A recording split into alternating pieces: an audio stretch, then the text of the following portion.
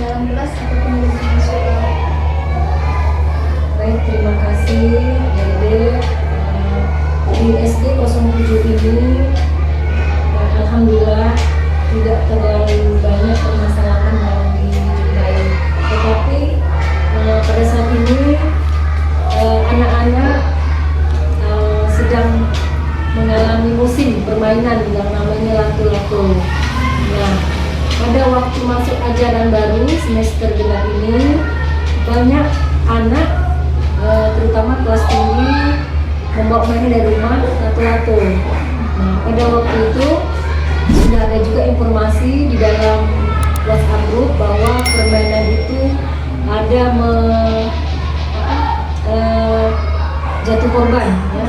Nah, kemudian tidak lama dari itu ada informasi dari Ibu Kadis bahwa menghimbau seluruh sekolah untuk melarang siswa-siswa sekolah membawa permainan itu. Kami dari pihak sekolah, Ibu sebagai Pak sekolah mengadakan pertemuan dengan siswa di lapangan menghimbau untuk melarang anak-anak membawa permainan lato-lato. Tetapi untuk di rumah dipersilakan karena di rumah itu tanggung jawab orang tua di rumah. Kalau sekolah tanggung jawab semua dewan guru. Jadi sejak saat itu alhamdulillah anak-anak tidak ada lagi membawa permainan lato-lato. Ada lagi kasus yang kedua, ini bukan kasus belum terjadi tetapi mengarah ke tindak kriminal. Pada waktu itu terjadi di semester ganjil ya, bulan September. Jam pulang sekolah, anak-anak ada sebagian menunggu orang tuanya untuk dijemput. Lalu ada 3 orang laki-laki dewasa menunggu di luar pagar. Nah, pada saat itu ada guru kami, guru olahraga, memang sering sekali memantau anak-anak di lapangan.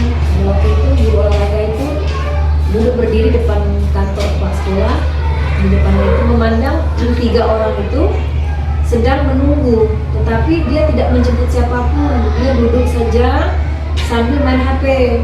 Jadi waktu itu guru kami itu memandang dia memandang lain, buang muka, jadi seperti salah tingkah. Nah, dipandang terus ke nasi memandang lain, jadi kan menimbulkan kecurigaan oleh guru kami. Nah, takutnya ya kita menghindarilah peristiwa penculikan ya. Jadi lama hampir 1 jam, akhirnya dipandang terus oleh guru kami itu, lama-lama dia hilang, melarikan diri.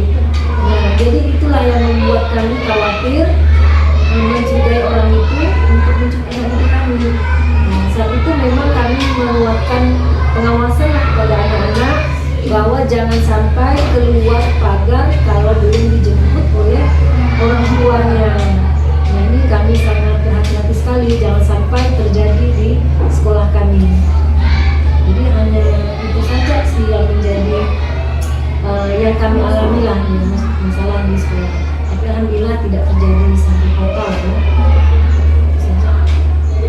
Terus dari faktor yang dari permasalahan tadi itu faktor apa kayak yang menyebabkan terjadinya kayak gimana ya bilangnya, faktor apa yang menyebabkan atau solusi dari permasalahan tersebut? Ya, untuk setelah peristiwa itu kami berkoordinasi ya, briefing lah dengan dewan guru untuk mengingatkan semua wali kelas untuk tetap memantau anak-anak pada saat pulang karena kejadian kita pada saat pulang sekolah. Jadi wali kelas untuk mengawasi anak-anak didiknya, memastikan yang menjemput mereka itu siapa. Kalau ada yang mencurigakan, tetap melaporkan hal itu kepada kepala sekolah.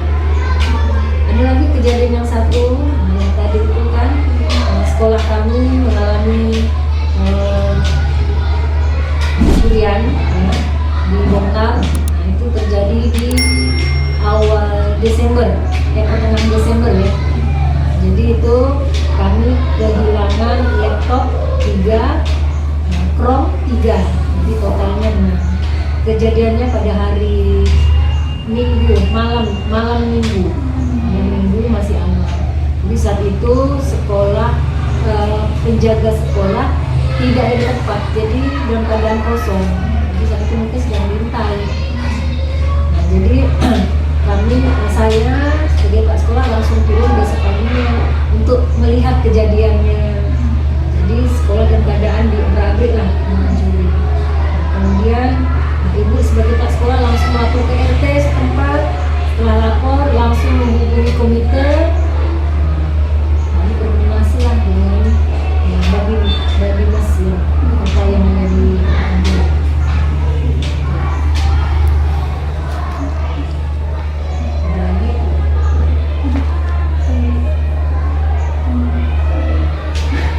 penanganannya. Tadi solusinya upayanya pihak sekolah langsung melaporkan kejadian itu ke polisi sektor kota, langsung tindak lanjuti. Malamnya pihak kepolisian dari Polsek kota datang ke lokasi, ke TKP untuk melihat langsung kejadian, kemudian menginterview penjaga sekolah. Jadi memang kalau sekolah ibu ini secara khusus tidak ada penjaga sekolah, tapi OB merangkap sebagai penjaga sekolah. Mengapa ibu tidak mengambil penjaga sekolah? Karena sekolah OB kami ini kan tinggal dalam lingkungan sekolah. Nah, jadi beliau merangkap jadi OB, menjadi penjaga sekolah. Nah, karena apa? Sekolah sudah memfasilitasi beliau karena tinggal sebagai sini, satu keluarga tinggal di lingkungan sekolah. Nah, jadi itulah yang memberikan kegiatan juga. Paginya sebagai OB, ada malam harinya penjaga sekolah. Kenapa kami tidak mengambil yang lain? Mengingat pendanaan sekolah juga terbatas.